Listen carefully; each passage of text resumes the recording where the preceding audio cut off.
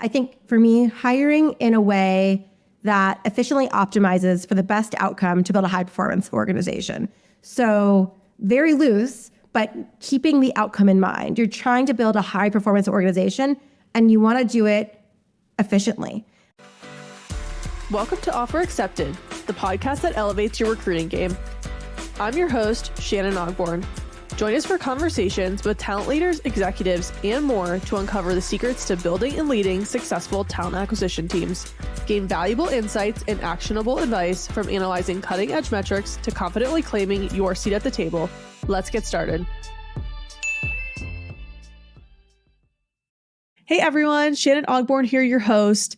If you haven't noticed yet, this summer we are bringing back a few episodes that continue to feel incredibly relevant, and this one with Heather Doshay might be our most evergreen episode of all.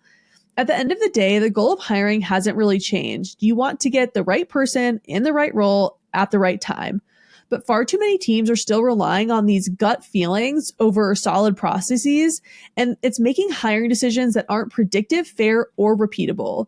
In this episode, Heather Doshay, partner at SignalFire and longtime people and talent leader, makes the case for structured interviewing, not just as a better process, but as a better experience.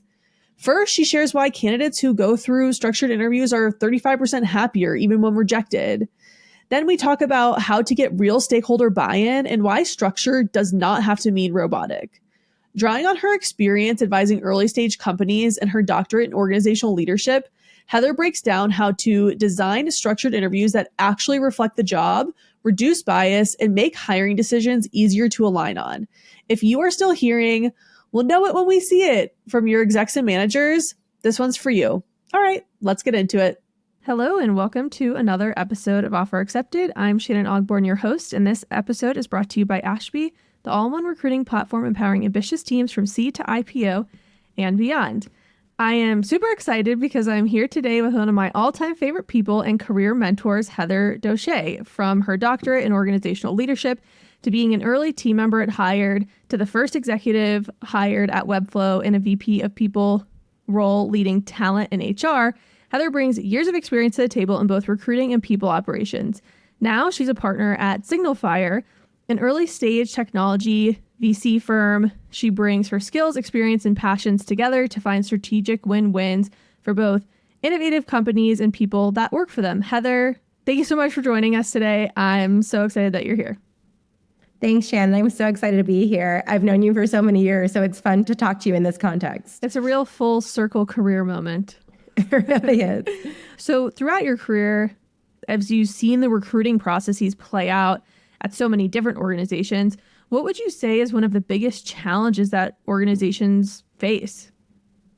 Yeah, I mean, I think organizations face many challenges, but one of those is hiring maybe the wrong people. And one of the main reasons why people hire the wrong people is because interviewing at its core is a pretty flawed process if you think about it. So basically you have this evaluator that's a human, and a human is just full of biases. Humans are not great at making decisions when they're making them quickly, right? There's so much science around this. I love behavioral economics, talks a lot about it. And it's pretty well known that you can mitigate a lot of these biases in an interview process through structured interviewing to make sure you're making the best hiring decisions.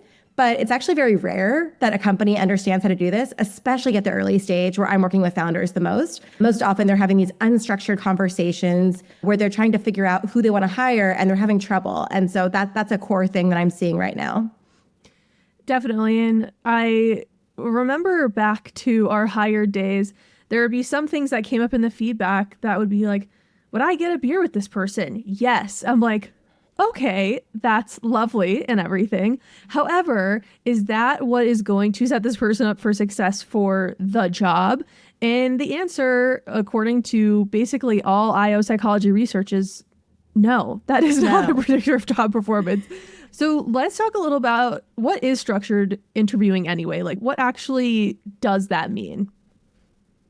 Absolutely. And yeah, the answer is no, it does not work, right? So structured interviewing does work, and it works at a greater percentage than others. But what it is basically, you can think of it in three parts. The first part is you decide in advance what success looks like. What are the core competencies that this person will have that you're going to hire? And how do they align to the job at hand? So how can you extract competencies out of the job description? The second piece is that you have a consistent set of questions that you're going to ask all your candidates. It's the same hiring process for all, the same set of questions for all, so that you can essentially evaluate apples to apples. And then the last bit is that you know what a great answer looks like. You probably have a rubric or something where you can say, this differentiates the answer to question 2 from good to great. And this can happen in many different formats. It doesn't have to be that you're sitting awkwardly holding a piece of paper, reading questions back and forth. These can happen sync or async, right? They can be live actually, or you could actually have a take-home assessment or things like that. They can be remote or in person. They could be a dialogue or a work sample test. And they could happen even at the group level versus a one-on-one. There's many ways to make it happen. It's super flexible. It's just the notion that you have those 3 components all working at once. Yeah, I think one of the most common misconceptions is that structured interviewing is very robotic. Now, don't get me wrong. There's a lot of people who do it robotically, and we'll get to a little bit later, like how can you actually be a really good structured interviewer? How can you make it feel more natural and things like that? But it doesn't have to be that way. When I was at Google, I was working with a lot of candidates who were like, I just felt like the person was kind of like beep boop, question, question, question. So I'm excited to get to that portion, but very good definition and kind of start here of what does structured interviewing entail. I know are very big on the science side of this. I am too. Let's jump into a little bit of kind of the science and the why. Why do it? And I think as we're thinking through this, it would be great if you could talk a little bit about how to pitch this with this data to founders or to leadership, because I think, even though we know what's right, like how do we really communicate that necessity using data? How do we influence using the data that we know about? Why Absolutely. do it? Yeah. So, and by the way, there'd be a whole other topic about how to influence people, because my other thought is like, you should influence founders or other stakeholders based on maybe what kind of like personality type they have and what they most respond to, but that's a whole other topic. So to get into the science first, so there's kind of 3 big things that kind of stand out as to why structured interviewing is more effective. And this is research that is empirically validated research that has happened over time. You can look up on a Google search and see that there is tons of studies in this topic, and they will consistently tell you the same 3 things. Thing number 1, a structured interview is the best way to predict job performance. So it's actually predictive validity around a 0.55 to 0.7 range, which is higher by a long mark than unstructured interviewing. I think it's about double the predictive validity. Candidates also prefer it. Number 2, there was a great Google study that basically they looked at their own internal candidates, and those candidates who had a structured interview were 35% happier than those who did not have a structured interview when they were rejected. And so they looked at rejected candidates only and who felt like it was the better process. Those who experienced it. Candidates do prefer it. It feels awkward for a lot of folks, but the truth is that candidates want to know that they're going to be assessed fairly. And then 3, they mitigate biases. So there's actually been so many interesting studies. I just want to share a couple of them around mitigating biases. So maybe one concept to just bring up is homophily, which is this notion that people tend to like people who remind them of themselves. This is like a huge area of research that I studied back in my doctoral program. And it's really, really prominent, where if someone reminds you of you, you just assume they're good like you, smart like you, great like you, right? And so when someone seems different, you kind of come in with a more skeptical eye. It's honestly like physiological response to question people who are unlike yourself. And so a lot of studies show that they just mitigate and create fairer outcomes for a diverse group of candidates. When you've got a group of candidates, you can actually like dissect out that the diversity aspect is more equalized when you remove some of the homophily, because you have structured questions. You're not giving questions that remind you of yourself, maybe an easier question. And then the next piece I would say is there was a study that actually talked about overweight candidates. And so you think of like diversity as race, gender, sexual orientation, these other pieces, age. But there was a really interesting study around overweight candidates, which you'll hear about a lot in various pop culture, that they tend to have a harder time getting the job than candidates who might be looked at as more fit in certain ways. And that structured interviews actually moderated that bias too, which is huge, like in a meaningful way. And so I think the best way to kind of explain it to somebody who's outside of the recruiting world is that they might know somebody who went to med school and then they did a lottery to figure out where the residency would be. The very reason why the lottery for residencies exists is because there was too much bias in physician interviews for med students to residency. So they actually changed the process. We can't have lotteries across the board, but we can mitigate bias, and we can do that through structured interviews. And so I think if you're looking at somebody who likes data and facts and you share those things and they also care about mitigating bias, you're going to find somebody who is really excited to now do a structured interview just on the data alone. But some people don't actually care about those things. And so you've got to find the way to actually win them over and help them see that through. Yeah, I always think too, like, you kind of start, and like you said, when you're trying to influence a founder or an executive, or even, honestly, I'm sure you've experienced this in your career too, like head of people, head of talent, you're trying to influence whoever it is. It's surprising how many people don't see the liability of bias as a strong enough motivator to do structured interviews. Have you ever run into pushback? Like, what is the pushback and why wouldn't people naturally gravitate towards doing this type of interview, even despite knowing the data? Totally. So I think people tend to think one of three things. So I find, one, it takes more time. You have to prepare. People are busy. They just want to get started. They met a candidate. They just want to talk to the candidate. They don't want to have some whole pre-work process that takes tens of hours. The quote that I like, which is attributed to Abraham Lincoln, but it's probably not actually him because these things are always fake, is give me 6 hours to chop down a tree and I will spend the first 4 sharpening the axe. It's actually more efficient to do it, right? So people will say, takes too much time. I don't have time. Like, let's just have conversations.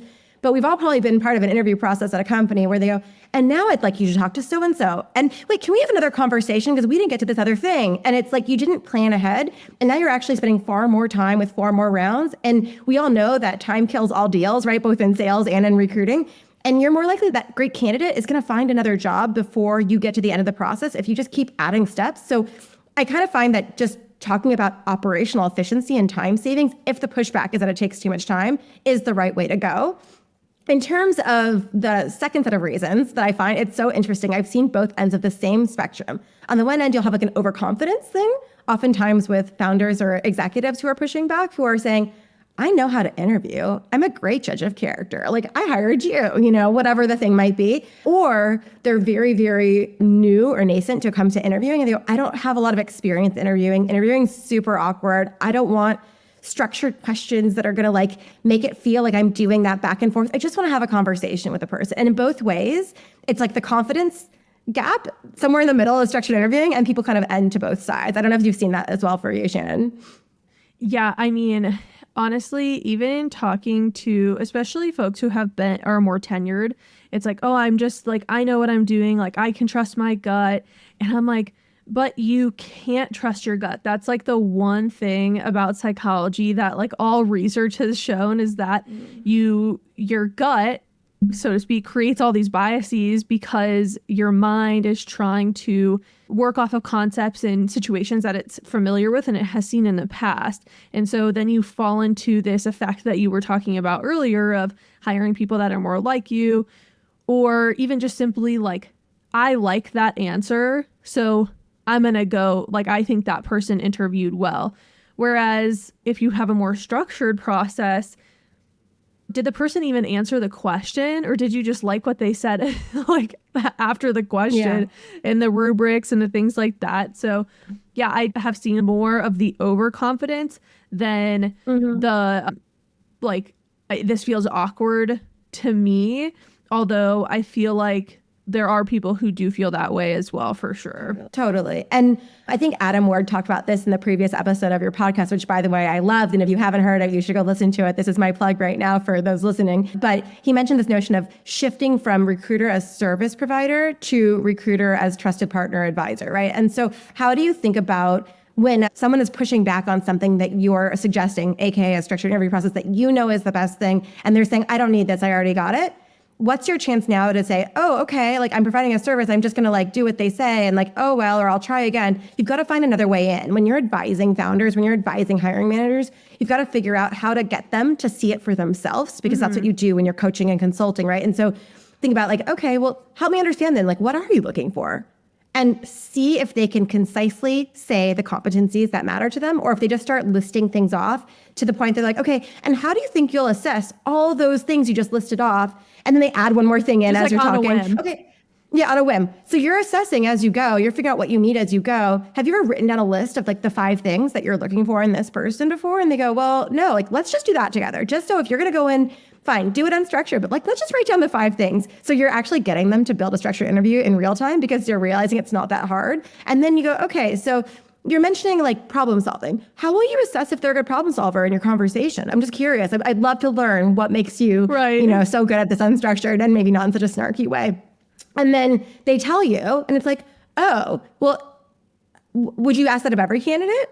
And then if they say, well, no, it depends. It's like, well, help me understand. So you kind of get them there. It's a slower, again, Totally. Give me 6 hours. I'm going to spend 4 sharpening the axe. Like a lot of that stakeholder management and buy-in, like how can you get them to want to do that thing? And so you can kind of just get them there. And then they realize, wait, we just built out a structured interview. Do you want to use this every time? Just so you can like have a place to keep your notes. And then suddenly it's done. Right. So there are sneaky ways in, but again, it's about shifting your mindset from I do as the hiring manager or the founder tells me to, and no, I'm an expert on this area. I know this is going to be better for you. How can I help you see that for yourself? Absolutely. You can lead the person to water without it feeling like so forceful. So yes, that's the art of persuasion, and just getting it done in a more covert way can sometimes be a really tactical way to work with managers.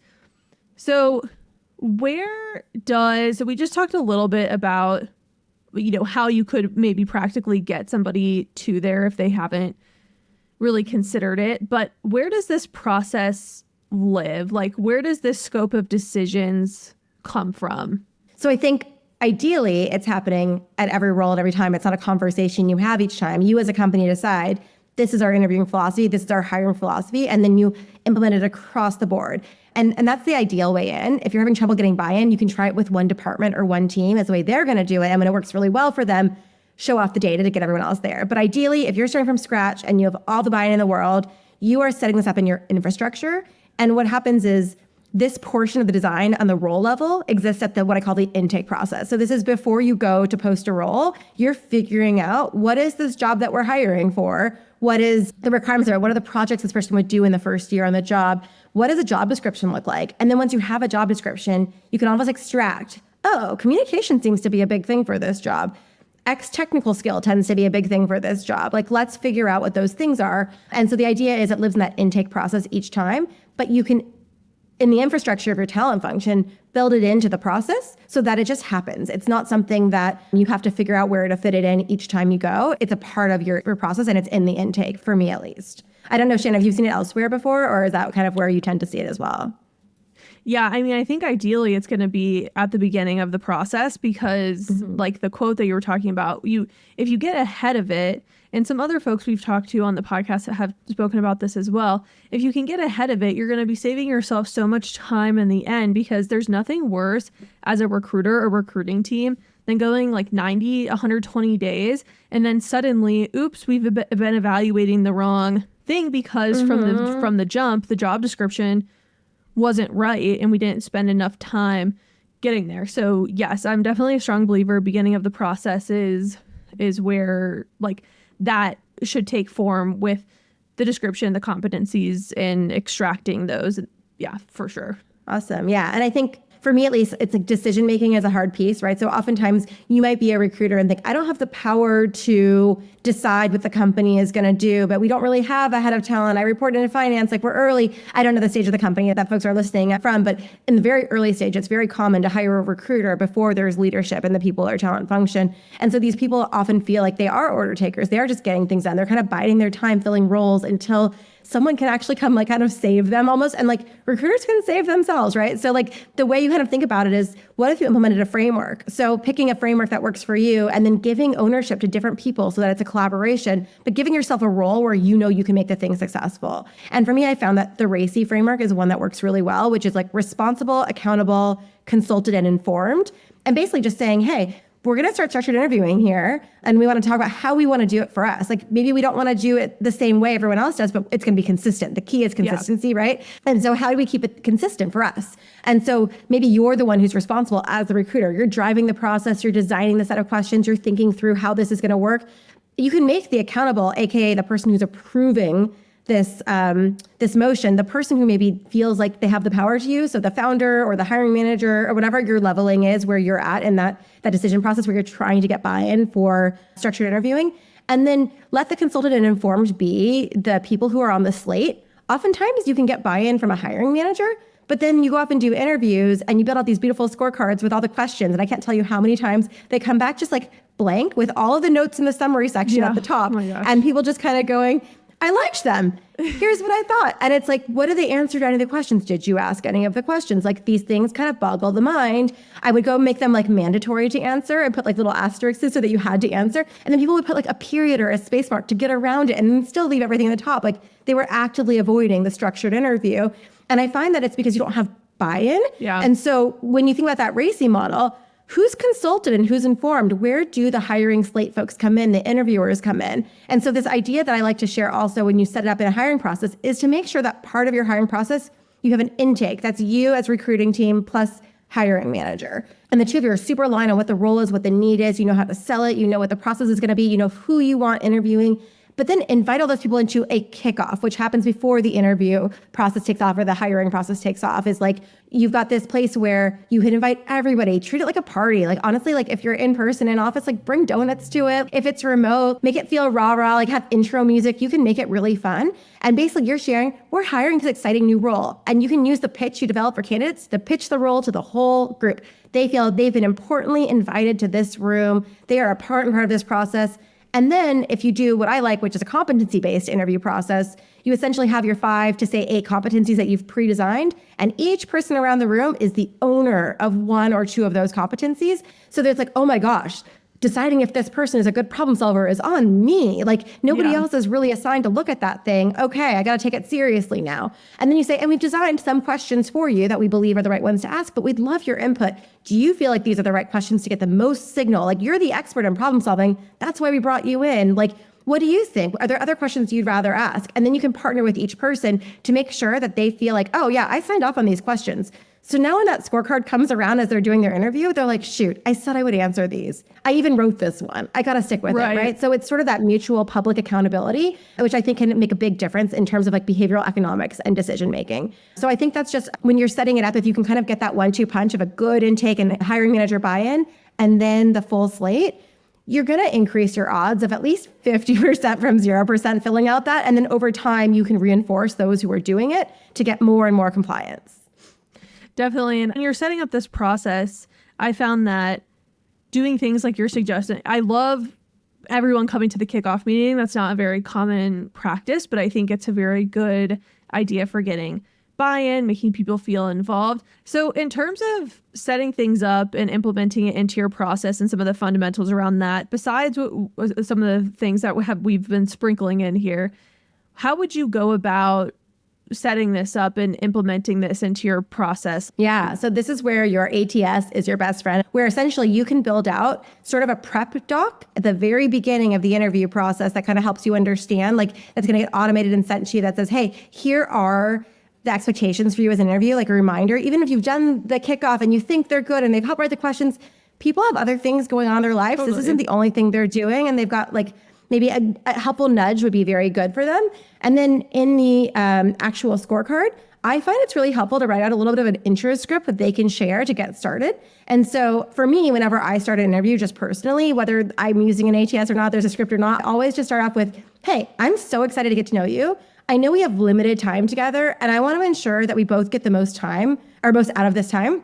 And so I want to make sure I'm sharing the structure of the call with you. Note the keyword structure is right in that intro. And I'm saying this from a very friendly place, right? I want us to both introduce each other. And then I have a set of questions that I would love to ask you that help me get better signal. I believe that structured interviewing mitigates biases. And I want to make sure that like there's that great chance for me to understand and get the most signal out of the noise from like the great answers you're going to share with me. So not only will I be asking a set of questions and it might feel kind of structured, but I'm also going to be taking notes on what you say. So if you see me sort of like looking away, by the way, I'm usually remote on Zoom as I'm interviewing, look away or typing, I'm not texting a friend, I'm taking notes on all the great things you're saying. And then at the end, I want to make sure that we both have time for you to ask questions of me because interviewing is a two-way street and I want you to have time too. And so if you notice that we're going over time, like let's stop, hold space, and we can figure it out. And I can always ask questions afterwards. Does that work for you, right? That's my personal script. Writing probably a more concise version of that with the bullet points of things to remember to say to an interviewer is really huge because it reminds them of like, okay, like these are the things I can ask about and say, and then I'm setting it up. So now when I start to ask my questions and type my answers or write down my answers in a notebook, if it's in person, they're not taking it personally. Totally. They're taking it as me taking this process very seriously for them and wanting to make it very fair for them. And then hopefully it's not so bad. And then one note to just say, because I don't think I've said this before in this call, is that structured interviewing is setting a set of questions up in advance, but you could have ad hoc unstructured questions that are natural flow from those main ones. So it's not like, tell me about a time you did X, Y, or Z thing, and how did it go? And then they tell you the thing, and you're like, wait, but what about this aspect and that aspect? You don't have to move on to the next question. You can say, oh, you mentioned this. Like, tell me more about that. That's where the lack of structure can come in and be helpful. Totally. Because you're basically rounding out an answer with them on the main question through some follow-up questions. So that's where you can be really kind of casual and ad hoc, and they're going to see more of you thinking out loud with them and collaborating. So it doesn't feel like this push and pull back and forth when you do it that way. And I tend to find that actually structuring an interview, let's say it's a 30-minute interview, just having like 3 questions. And if it's a 60-minute interview, just having like 6 questions, because it gives you space to not have to like rush through the rest of the questions, and you have time to ask those follow-ups. For sure. Yeah, it's important to make the experience positive for the candidate as well. So like in this script that you're talking about, which I love that idea, it's like, I'm taking notes, like, please feel free to take notes too. Like, even though it shouldn't have to be permissed for candidates to feel comfortable taking notes, you're just opening the door for them to feel more comfortable in the circumstances that they're in, because interviewing is a very anxiety driving process. So 100%. Keeping that in mind, when people know what to expect, they feel more at ease. And I think it's really important as an interviewer to allow a candidate to feel at ease. Totally. The core of anxiety and nervousness is the unknown and not having certainty about the future. So if you think about it at a very micro level, when you're sitting in an interview and you don't know where it's going or what's going to get asked next or like what the agenda might be, you're anxious the whole time, unless you're an extremely confident person who just loves to have a conversation. But like, that's not 95% of us who are interviewing. And what that's doing is putting bias towards people who tend to have more confidence in these situations, which goes back to homophily. So like the notion is like you're putting the person at ease. The same thing happens parallel in companies where people want to have, and this is an HR thing, right? But people want to have, they think about, oh, like we don't want to define too much or over architect what like career pathways could look like, but then nobody knows how to get promoted. Right. And it feels, it's like, oh, we keep it really open and flexible. You've got great paths here, but like, what are they? How do they happen? People want structure. They think they want it to be flexible and open so that they can take advantage of more things. But at the core, they want some level of structure that they know, what is my latitude to like move around within this space? And then you can find the freedom within the space that's provided, but it's like a scaffold, that's safety net. Mm-hmm. So I think it's really, really huge. And then I think, at the talent level too, you really want to decide like a hiring philosophy, and then aligning structured interviewing as a part of that philosophy so that people understand what you're strategically trying to do. If you just say, we do structured interviewing here, it mitigates bias. Like, okay, think about like, we're trying to hire great talent who's going to help us achieve our mission faster, better, stronger, right? We want to bring in the right sets of things. To us, core to this is having a diverse set of backgrounds and experiences to make sure that we have all the benefits of a diverse team. Structured interviewing supports. That's where the mitigating bias actually matters in practice, right? And then you can show the stats around how much better companies perform revenue-wise, even when they've got a diverse team, right? You can look to the efficiency. We want to be an operationally efficient team. Structured interviewing supports that too, right? So you can kind of have these things that matrices together, support each other, so that there's no loophole in the kind of the reason for the objection from the hiring manager. And I'm thinking of engineers the most, because engineers are like trained as a profession to find edge cases so that products work, right? Like when you're a software engineer, you have to look for all the things that could go wrong that could break down your product essentially. And as a result, you're just trained to look for flaws in things. So they're trying to poke holes. They're trying to not do a process because there might be a hole in the process. The more you can think about your holistic strategy and how these things fit in, and that there are no holes, the less pushback you're going to get, and you're going to have engineers being your biggest champions in the interview process. Yeah, business alignment is a really critical piece to structured interviewing, I've found personally. Okay, so let's move to a little bit of a different type of conversation here, or topic. How do you get really good as an individual interviewer? So if someone's like, great, we have the structured interviewing process, now what? Because now I'm panicking, I'm nervous, I feel awkward. How do you get really, really good as an interviewer?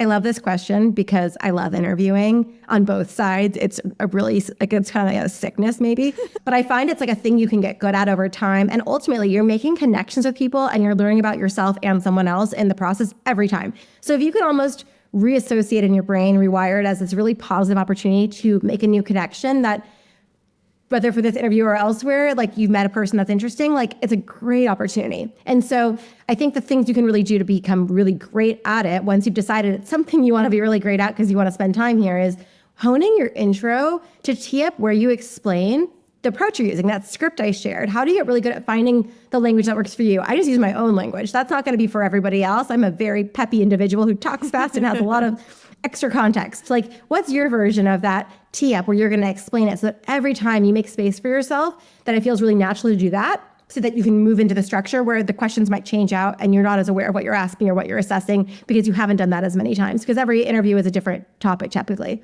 And then how do you kind of also tee up like your intro about yourself? How do you talk about yourself in 30 seconds or less when someone says, tell me about you, right? And so even as the interviewee or as the candidate, like those things are important to do, but also as the interviewer. Remember, interviewing is a two-way street. And then I would say just practicing your listening skills all around, getting really good at listening and finding out, like you could practice at home with your family, finding out like, that's a tough one like, too. Active listening with your family can be quite difficult. Right. Like practice a dinner where you just really work on active listening and repeat back what you hear the person say, because ultimately you're rejogging your memory and your understanding, you're checking for understanding, you're giving a person a chance to kind of like clarify themselves if they screwed up on an interview because they didn't say it the right way.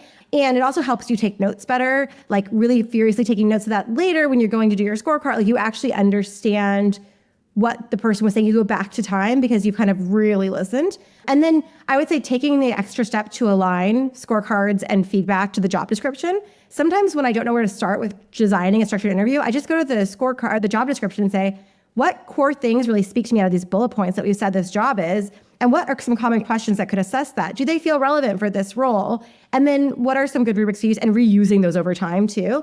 Like most jobs, communication is going to be a thing. Totally. Maybe the context has changed, but like just get really good at those common things like communication-based interviews, because you'll get really good at like honing your rubric, honing your questions, knowing which ones work the best, all of that. And then I would say shadowing others, which is like what I say with a caveat, because very awkward for a candidate to have someone shadowing an interview where this other person's just sitting listening.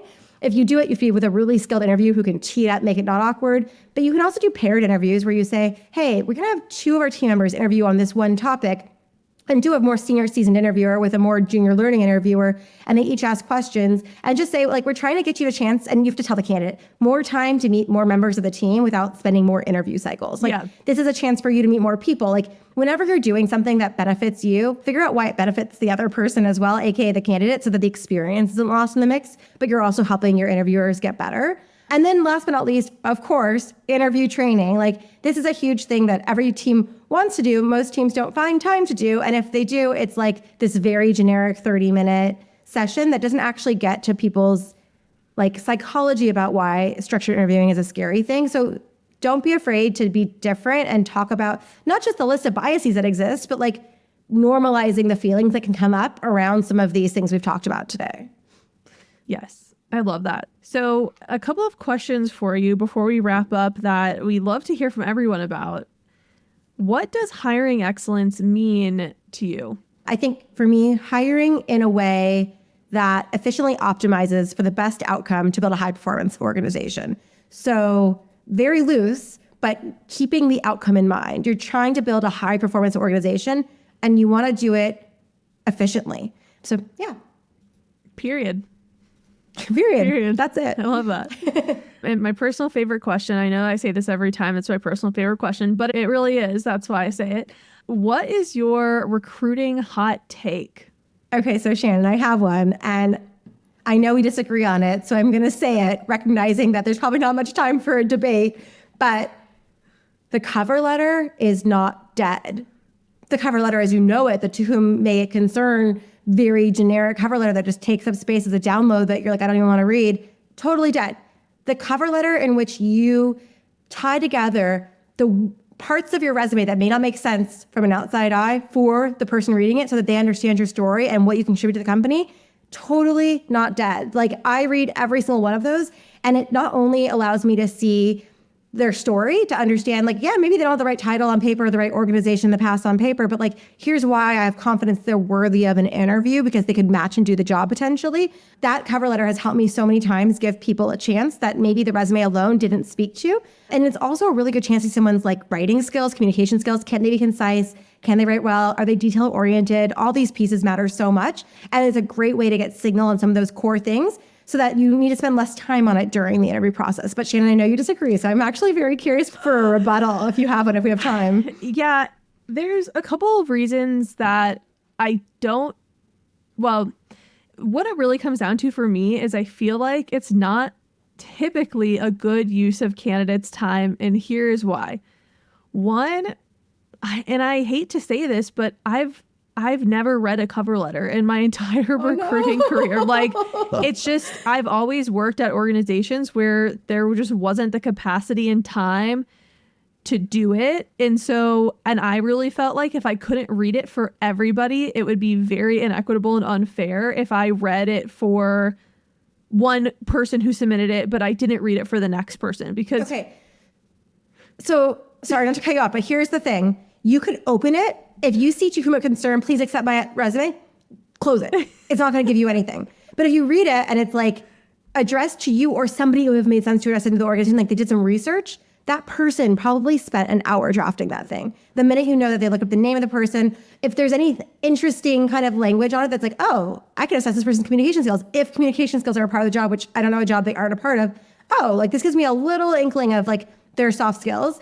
And here's my thing. So I find that whenever I talk to people who are looking for a job, just friends out in the world, almost all of them want to change something about the job they have to the job they want. That's why they're looking for something else. So maybe it's because they're in nonprofits and they want to move to a startup. Maybe it's because they've been a CSM their whole life and now they want to be an AE. When those people apply to jobs and you only see the resume, it's not very clear why they should stand out. If there are 500 applicants for a job and 100 of them have an AE title, why would I consider a CSM? But if that CSM could share that actually they closed some deals on their own and like put that in the cover letter and explain how that sparked their interest and realize that they're much more of like a hunter than a farmer. And here's how they're thinking about their career. And it shows, and they can actually almost like outbound to you, like in a sales note, almost of sorts, like mimic outreach essentially to show how good they could be at it. Well, gosh, like I certainly want to read that because that makes me more excited about that candidate than the one who's like, I've been an AE a bunch of times and I'm an AE again. Like this person is someone who's hungry, and hungry is huge if you're trying to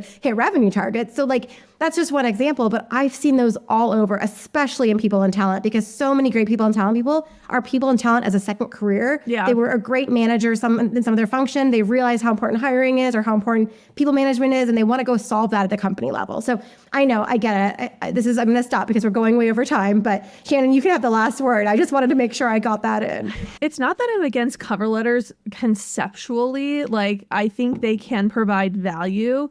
I just know that so many people, actually most recruiting teams, don't review them.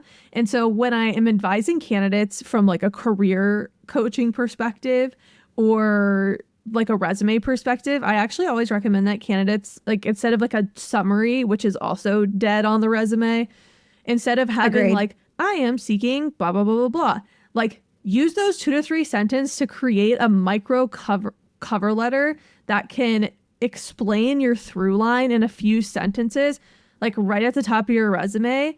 I like subscribe a little bit more to that than a full cover letter, just because I know how understaffed recruiting teams are and how many people just don't have the capacity to read them, not because they don't want to, but simply the time does not allow. So that's what, like when I'm advising people on their resume versus cover letter, I'm like, listen, you could submit a cover letter, but do it for jobs that you're really passionate about. Do it for jobs where like the through line is very unclear, and spend a little bit of extra time. But if you do it for every job, I just don't find that to be feasible for job seekers now or ever, with the volume of roles you have to apply to get one single interview. It's just so taxing. That's fair. I'm sold on the notion of like the 3 lines at the top of the resume not being a summary, but being a narrative of the through line. It solves for a similar thing. And yeah, fair enough. We've reached a compromise. I like it. Amazing. Well, I think we are coming up on our time here. Where should people go to learn more about you and SignalFire? Oh gosh, well, I am not on Twitter, so you can find me on LinkedIn, and I'm just at linkedin.com/in/Doshay, like my last name, Doshay. And then you can learn more about SignalFire and our amazing team at signalfire.com. Amazing. Well, like I said earlier, this has been a very full circle career moment for me. I am so appreciative of your support over the years, and I'm so glad that we got to do this together. So thank you for joining us on Offer Accepted, and thank you all for listening, and we will see you next time. Thanks, Shannon. This episode was brought to you by Ashby. What an ATS should be. A scalable, all-in-one tool that combines powerful analytics with your ATS, scheduling, sourcing, and CRM.